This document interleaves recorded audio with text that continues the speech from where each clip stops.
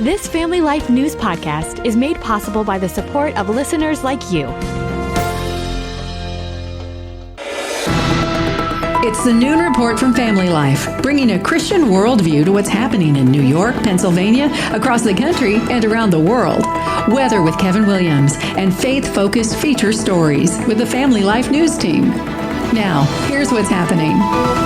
Good afternoon. Welcome aboard. Flags flying at half-staff all across America today in honor of the late senator from South Carolina, Lindsey Graham. A tear in the main artery of his heart is what took the life of that influential lawmaker back on Saturday. President Trump says losing Lindsey Graham is like losing a member of his own family. He was a fantastic person. He's going to be appreciated more now than he was when he was living. Graham had just celebrated his 71st birthday last Thursday. His colleague in the Senate, Republican Tim Scott. It's a powerful reminder that life is fleeting, that we are not here very long. Graham died just a few hours after returning home from Ukraine, a place he had visited no fewer than 10 times since the war with Russia broke out. The late senator said the following in Kyiv just a few days ago. I've never been more optimistic than I am today that we have the formula to end this war and to try to find an off-ramp so that Ukraine will thrive and survive. Former President George W. Bush called Lindsey Graham a knowledgeable senator who understood how the world works, end quote. Israeli Prime Minister Benjamin Netanyahu says the Jewish state had no better friend than Lindsey Graham. I'll miss him a lot. I really thought the world of him. And I think the world has lost a great human being. America has lost a great senator, and we have lost a great friend. Cardiac problems run in Lindsey Graham's family. His father died from heart disease when he was just 69. So what happens next in the Palmetto State now that Graham is gone? South Carolina's governor will appoint a replacement to fill out Graham's term until the end of the year. The state will also hold a snap primary to replace Graham's name on the ballot for the fall election. In both cases, he'll likely be replaced by a Republican. NBC's Ryan Nobles. Other news today, much of the country in recovery mode after a weekend of violent storms. Correspondent Shaquille Brewster. Large sections of the country cleaning up after a weekend of intense storms. Parts of Pennsylvania hit hard and fast. Straight line winds knocking down so many trees and power lines in Philadelphia, the city's mayor issuing a disaster declaration. I heard a giant boom and I'm like, did we get hit by lightning? And I looked out the front door and saw the roof was on top of my vehicle. Across parts of the South, the rain kept coming in waves. Y'all know I love the rain, but this is not good. In Tennessee, water surged through the streets, sweeping along debris and triggering mudslides. It comes as another life-threatening heat dome is building up in the West, producing stifling triple-digit temperatures and putting more than 46 million people under heat alerts. Much of New York and Pennsylvania under heat advisories tomorrow. Health officials say from the hours of 11 a.m. until 8 p.m. you should avoid strenuous outdoor activity. Expect real field conditions of near 100 degrees on Tuesday. Things are heating up in the Middle East as well. New satellite imagery reveals Iran may be up to no good. The photographs seem to show the Islamic State attempting to rebuild their nuclear weapon sites.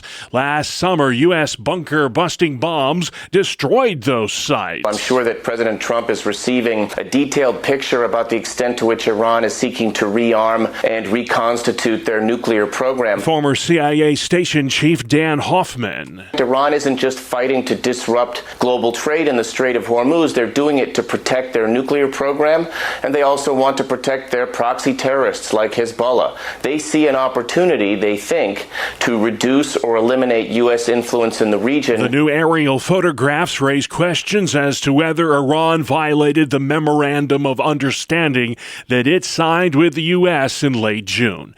Jurassic Park actor Sam Neill is dead. It's a dinosaur. He played the role of paleontologist Dr. Alan Grant in the blockbuster dinosaur franchise. You're still the best. I mean that. The last of my breed.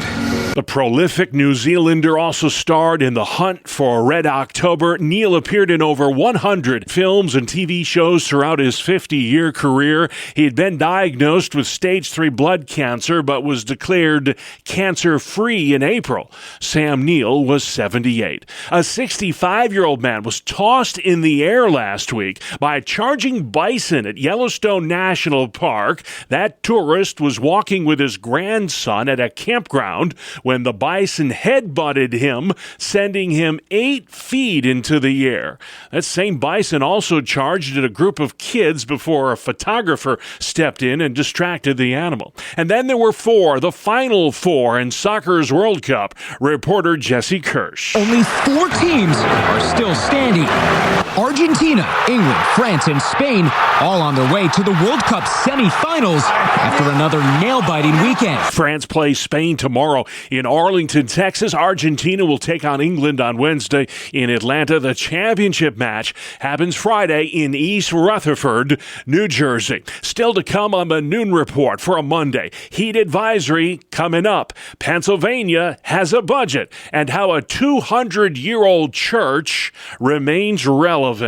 Good afternoon. I'm meteorologist Josh Nichols here in the Weather Center tracking building heat and humidity. I'll let you know how hot it's going to get in my forecast. All right, Josh, we'll see you in about 10 minutes. In the meantime, heat advisories in effect tomorrow across much of the listening area. Meteorologist Jim Mitchell at the National Weather Service in Buffalo. Thankfully, the heat that's moving in this time is going to be quite brief. We're going to warm up today, but the humidity levels are going to remain pretty low, so it's not going to feel that hot out there. The main heat will be tomorrow, and then we'll have a cold front coming through on Wednesday that will bring the humidity levels and the heat back down as we go through the mid and later part of the week. Expect daytime highs tomorrow above 90 with real field conditions near 100. That heat advisory in effect from 11 a.m. until 8 p.m. on Tuesday. The Red Cross is facing an emergency supply of blood. Donations typically dip during the summer months. Blood supplies fell nearly 25% in June. You can make an appointment to give the gift of life by going to redcrossblood.org. Pennsylvania Governor Josh Shapiro signed a nearly $51 billion state budget yesterday. The spending plan almost 2 weeks past the due date. Still, Shapiro applauds the increased aid to education. We're investing this year $11.8 billion in public education.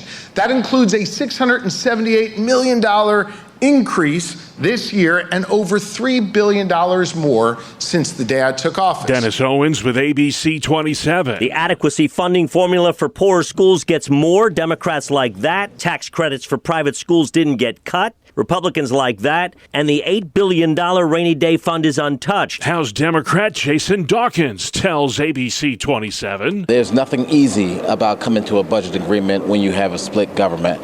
I think this is the best product you're going to get in the current moment. You can't always get what you want, but we tried. And we got what we needed. Senate President Kim Ward, the budget does not raise the minimum wage and does not include revenue for skill games, which the Pennsylvania Supreme Court declared recently illegal slot machines. Pennsylvania's politicians have until mid-October to regulate skill games, or state police will pull them from convenience stores, gas stations, and laundromats all over the Keystone State. New York Governor Kathy Hochul has until the end of the year to sign or veto the Responsible Data Center Development Act. It's a 1-year ban on new or expanded AI data centers. If signed, this act will be the first statewide moratorium of its kind in the nation. Critics say data centers are a drain on the energy grid and raise environmental concerns as well. A centuries-old church in Erie County, New York, is breaking ground on a new gathering place for the community. The St. Paul Lutheran Church in Eggertsville is building a coffee shop that's designed to expand outreach efforts. It's going to have a porch all the way around it. You can sit by yourself. You can meet up with friends. Coffee will be available in the mornings. Daily Bread food truck will be out cooking here probably Wednesday through Sunday. And so we really just hope to create a space that the community can utilize that will be for everyone. You don't have to be part of St. Paul's to enjoy it. And so it's going to start in about August that we'll put some larger shovels in the ground. Pastor Steve telling WGRZ the Eggertsville House will host community events and give people a welcoming place to connect. They hope to finish construction by June of next year, just in time for that church's 200th anniversary. Pennsylvania parents could soon be notified if their child's being bullied at school. Legislation sponsored by Democrat Jennifer O'Mara has passed the General Assembly and only needs the governor's signature to become law. This bill requires schools establish a procedure for investigating all alleged bullying and cyberbullying incidents and to immediately notify moms and dads of any student involved after such an incident is confirmed. Central New York Congressman John Mannion is paying respect to the late senator from South Carolina, Lindsey Graham, who died suddenly over the weekend. Mannion says even though he and Graham did not see eye to eye politically, the senator's footprint on politics was enormous. It's just a reminder to all of us about how precious life is and how that our time when we're here should be used for good and work together and try to make this country even better. I know that even though we may have disagreed, Senator Graham certainly was very passionate about the issues and certainly, as the people of South Carolina would agree, a great fighter for the people of his state. Senator Graham died Saturday from a ruptured aorta. He was best known for being a foreign policy hawk and ardent supporter of the unborn. Occupational therapists in Pennsylvania could soon have an easier time practicing across state lines. Here's Family Life's Brian Query. Legislation heading to Governor Josh Shapiro would allow Pennsylvania to join the National Occupational Therapy Licensure Compact. The measure would let licensed occupational therapists and therapy assistants more easily work in other participating states while maintaining Pennsylvania's licensing standards. Supporters say the change will expand access to care, improve workforce flexibility, and help patients connect with qualified therapists more quickly. More than 30 states already participate in the Interstate Compact. Brian Query, Family Life News. All right, thank you very much, Brian. The city of brotherly love will turn into a launching pad tonight. It's the fan favorite Major League Baseball Home Run Derby. 8 sluggers will duke it out, including 2 for the hometown team, the Philadelphia Phillies. Kyle Schwarber, who leads the league in dingers this year, will be trying to win his first home run derby. His teammate, Bryce Harper, has already won it. He did that 8 years ago. Tomorrow night, Philly plays host to the 96th annual All-Star Game. We've got more sports next. It's the 2-minute drill right here on the Family Life Noon Report.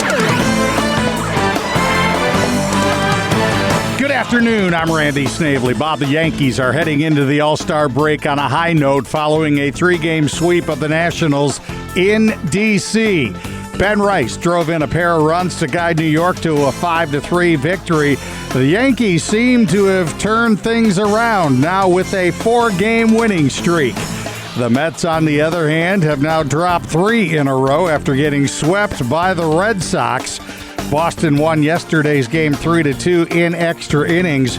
Jarren Duran tied the game with an RBI base hit in the 9th. Anthony Siegler drove in the go-ahead and winning run with a sac fly in the 10th.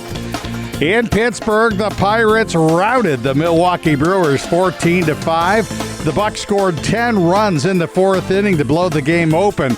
Pittsburgh actually scored 7 runs before making an out in the inning. 5 different Pirates drove in 2 or more runs, and all 9 starters scored at least once. Marcell Ozuna and Henry Davis both hit home runs. JT Realmuto hit a bases-clearing double in the 6th inning, and Zach Wheeler struck out 10 over 6. The Phillies blanked Detroit 5-0. In NASCAR, Ryan Blaney held off Bubba Wallace in overtime to take the checkered flag at Echo Park Speedway in Georgia. Chris Bell, Carson Hocevar, and Ty Gibbs rounded out the top 5. That is a look at sports. Thank you, Randy Man. Still to come on the Noon Report, a Monday edition, the sudden passing of Lindsey Graham, Gen Z and the church, and more high hard heat on the way. Welcome to Breakpoint, a daily look at an ever-changing culture through the lens of unchanging truth. For the Colson Center, I'm John Stone Street. As America continues to celebrate the 250th anniversary of the Declaration of Independence, today marks an anniversary of a significant step toward fulfilling those self-evident truths that are proclaimed in that founding document. The Northwest Ordinance, also known as an ordinance for the government of the territory of the United States northwest of the River Ohio, was signed on July 13, 1787. It's one of 4 organic laws that serve as the foundational laws for our nation. The others include the Declaration of Independence, the Articles of Confederation, the first constitution that America had, and the current U.S. Constitution. Now, the Northwest Ordinance was first passed under the Articles of Confederation, and it stipulated that the settlement and eventual statehood of the federal territory beyond the original 13 states, which is now the states of Ohio, Indiana, Illinois, Michigan, Wisconsin, and part of Minnesota, was to be free territory. Thomas Jefferson, the principal author of the Declaration of Independence, was instrumental in Virginia gifting this land to the Union on the condition that it be without slavery. Article 6 of the Northwest Ordinance reads as follows, quote, "There shall be neither slavery nor involuntary servitude in the said territory." Now, it's an extraordinary thing that the first major law governing the expansion of the U.S. in the very same year that the U.S. Constitution was written prohibited slavery. The preamble stated that these new territories should extend, and I quote here, "the fundamental principles of civil and religious liberty." 2 years later, the law was reaffirmed by the first Congress of the United States under the new Constitution, ensuring that it would remain good standing law. The Northwest Ordinance also significantly shaped the future of education in America. Though the new territory would ensure private ownership by citizens, a section in each new township would be established for public education. And Article 3 of the ordinance stated clearly why. Quote, "Because religion, morality, and knowledge being necessary to good government and the happiness of mankind, schools and the means of education shall forever be encouraged." Now notice the wording. Good government and man's happiness necessitate that religion, morality, and knowledge be cultivated amongst the citizenry. And education is an essential way to accomplish that. However, as Dr. Larry Arnn, president of Hillsdale College, has rightly observed, and I quote, "We think differently about the purpose of education today, to say the least. Prayer is now banned in public schools. Morality, when it's taught, is conceived as a subjective thing, or yet more commonly as a newly invented thing to be found under the heading, quote, political correctness. The ideas of knowledge, good government, and happiness are now subjected to the tender care of deconstruction and historicism," end quote. From its founding, America was committed to education because it was first committed to a moral vision of life. And that vision is inherent to a Christian worldview, which is built upon the implications of who God is and who he made us to be. The Colson Educators Program was built to cultivate that same understanding of the purpose of education, that purpose that is demanded by a Christian worldview and is essential for the next generation to know and to hold. The principles of the Declaration were certainly ambitious and definitely aspirational, as they were not matched by life on the ground. And they still can provide a solid basis for us and for an education that advances religion, morality, and knowledge. To learn more about the Colson Educators Program, visit colsoneducators.org. For the Colson Center, I'm John Stone Street with Breakpoint. Thank you, John. Let's head outside next. Weather where you live on the Family Life Noon Report. Here is the Family Life Weather Report. We'll find an ample amount of hazy sunshine here for this afternoon. Temperatures will be topping out in the mid-80s to low 90s. For tonight, look for a mainly clear sky. Temperatures dropping back into the mid-60s and low 70s with an increase in humidity, and an increase in temperature is in store for tomorrow. Everyone sees plenty of sun. Your top temp into the low and mid-90s. Factor in the humidity, and it'll be close to 100. All right, Josh Nichols at the Weather Center. Thank you kindly. This is the Noon Report on Family Life. I'm your host, Bob Price, and here's what's happening Monday, the 13th of July. Better late than never, Pennsylvania finally has a state budget, albeit 2 weeks late. The nearly $51 billion spending plan includes increased aid for public schools, but does not touch the $8 billion rainy day fund. The budget does not raise the minimum wage either, nor does it include revenue for skill games. Both sides of the political aisle reacting today to the sudden death of South Carolina Senator Lindsey Graham. America's lost a statesman, but more importantly, I've lost a friend. No better friend, no tougher adversary. Graham died Saturday after suffering a tear in the main artery of his heart. NBC's Ryan Nobles. There were no signs that the veteran senator was dealing with any serious health issues, so his death came as a complete shock to the many who knew him. He was actively engaged in a re-election bid for his 5th term in the Senate and was scheduled to be a guest on Meet the Press Sunday morning. Instead, his family and close friends are now mourning the loss of a unique and at times controversial Washington institution. Kristen Welker, moderator of Meet the Press, got personal in describing Graham's impact on her. Senator Graham was the very first lawmaker who I met with when I was given the role of moderator of Meet the Press. And he just gave me this wonderful advice, which is to always make sure your guests feel heard. And quite frankly, that's advice that I carry with me to this day. Graham was one of President Trump's closest allies. He was best known for being a foreign policy hawk and unapologetic supporter of the unborn.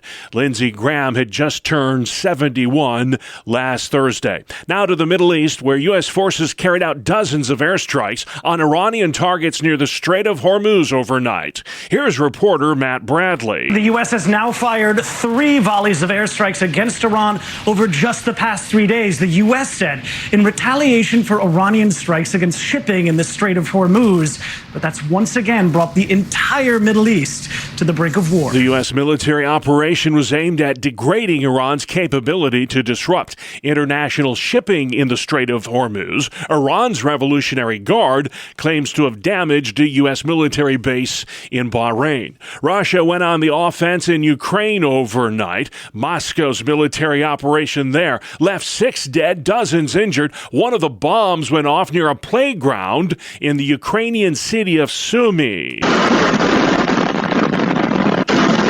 Russia fired over 120 drones at Ukraine this past weekend. More storms and flooding from the Midwest to the Northeast over the weekend got so bad in Philadelphia that city officials declared an emergency. The state of Missouri also hit especially hard. ABC News chief meteorologist Ginger Z. Camp Tom Sauk in Missouri, deep in Friday's flood zone. One of the cabins, you couldn't even see because you could only see the tippy top of the roof. The National Guard sweeping in with Black Hawk helicopters to rescue more than 200 staff and campers. Much of New York and Pennsylvania under heat advisories tomorrow. Health officials say from the hours of 11 a.m. until 8 p.m., you should avoid strenuous outdoor activity. Expect real field conditions of near 100 degrees Tuesday. Drink plenty of water, and if you can, get into some air conditioning. An outbreak of an intestinal illness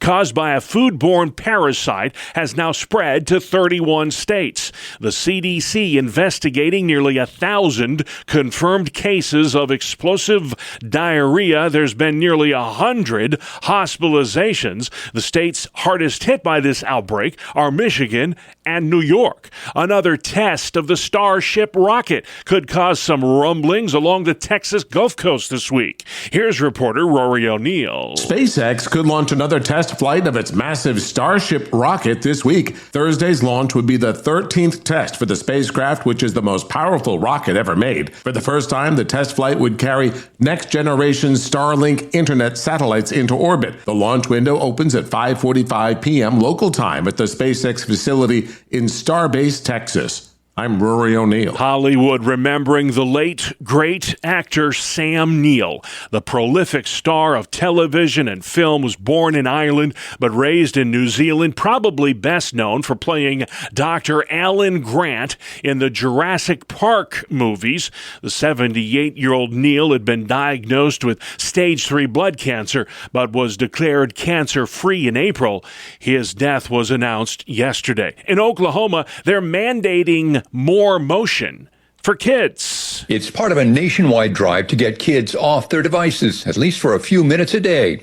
But Oklahoma school officials are in a dilemma. Students need to be outside playing as much as possible, but they also need every instructional minute that we can get our hands on. Holly McKinney is an assistant superintendent in Norman, Oklahoma. Instead of lengthening the school day, her district is incorporating literacy into science and social studies lessons, freeing up the additional 20 minutes of recess time mandated by the state. ABC's Jim Ryan, you're listening to the Noon Report for a Monday on Family Life.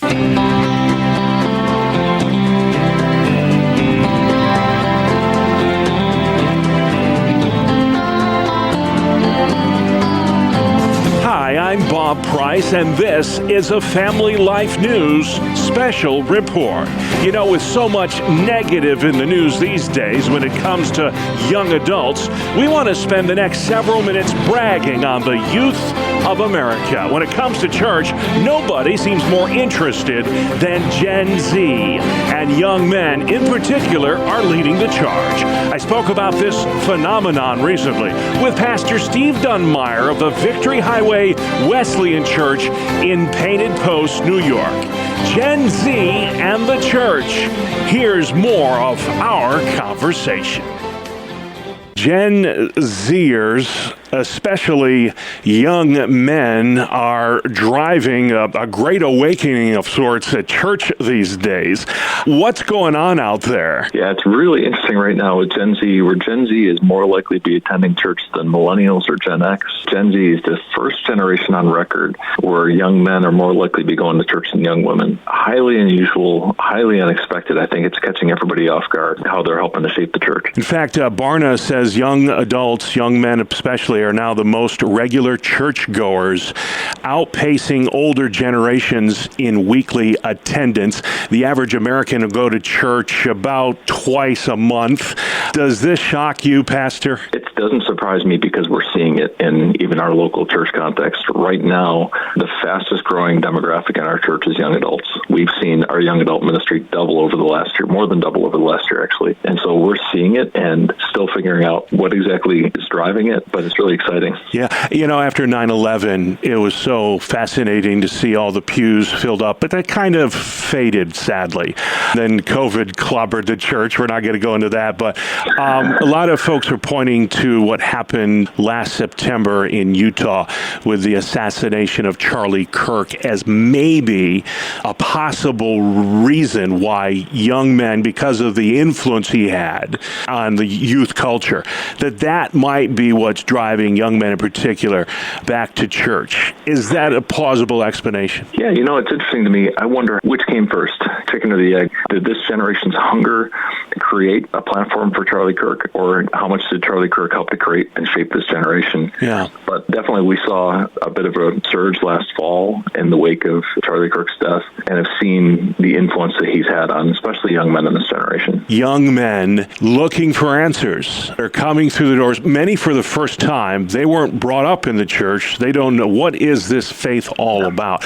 Is the church equipped to deal with this possible, I don't want to call it a great awakening, but this resurgence in faith? Yeah, we've got to get ready if we're not. I think that one of the things that's caused this resurgence in Gen Z is the wickedness of our culture. You know, as we've watched our culture spiral, as we've all grieved the state of the world around us, one of the consequences that can be is an awakening. If things get bad enough in the world, people go looking for other options. There's got to be more than this. And I think Gen Z has seen that there's been an awakening. It's largely come from the sin in our culture, the depravity of our culture, and just the depressive state, the poor mental health of our culture. Yeah. You know, we talked before about AI and how the church is having to come to grips with that reality. I hate to use the word reality because it's not. It's artificial intelligence. It's not real.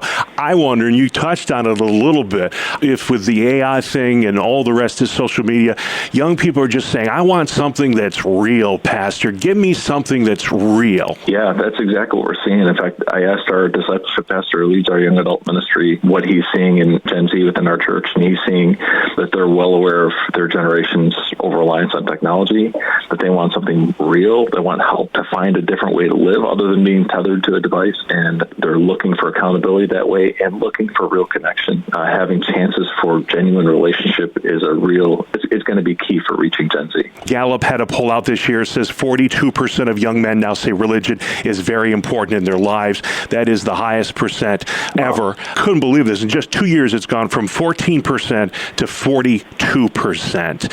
How could that phenomenon reshape America's future? My mind immediately goes to my friend Dwight Mikesell, who's a retired pastor now. 12 years ago, I heard him speaking to a group of largely older Christians, and he was talking about the way that older Christians tend to bemoan that the younger Christians aren't like us. The younger people aren't like us. And he said, people say I'm worried these young people aren't like us. Well, praise God, maybe they'll be effective. And I'm highly optimistic about Gen Z, and I think as we see them step into leadership, as we see them take ownership of their faith, to be unafraid to be public with their faith in Christ, to be unashamed to be a disciple of Jesus Christ, I think that's going to have an incredible impact on broader culture and hopefully on the church as well. All right, church, get ready. Here they come. Pastor Steve Dunmire, such a privilege to have you on with us today. Thank you so much for your thoughts. Thank you.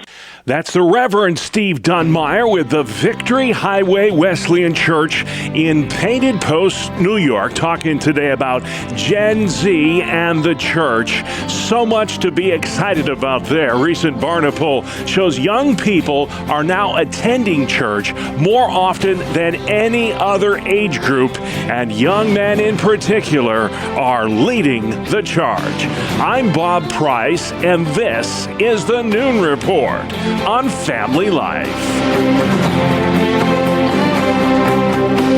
And you can download all our summertime special features, including this one, online anytime at Apple Podcasts, Spotify, YouTube, or FamilyLife.org. And finally, at noon for a Monday, today is National Barbershop Music Appreciation Day. And who doesn't love that? Bree Tennis has our report. Oh, goodbye, Marconi. It is tightly blended, 4-part harmony mixed with spiffy straw hats and striped shirts. It's hard not to have a good time.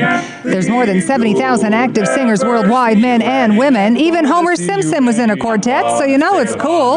The craft dates back to the 1800s in barbershops, and there are no statistics of people hating it or loving it. So today, we choose love. Love that harmony. Thank you, Bree. And that's our world, the world we live in. Monday, the 13th of July. I'm Bob Price. Family Life News. You've been listening to the Noon Report, heard weekdays on Family Life. Thank you for listening. Thank you for listening to this Family Life News podcast. If you've been encouraged by what you've heard, please share it with others and click the subscribe button to automatically receive future episodes. Family Life is a listener-supported ministry. Podcasts like this are made possible by your financial partnership. Find out more at familylife.org.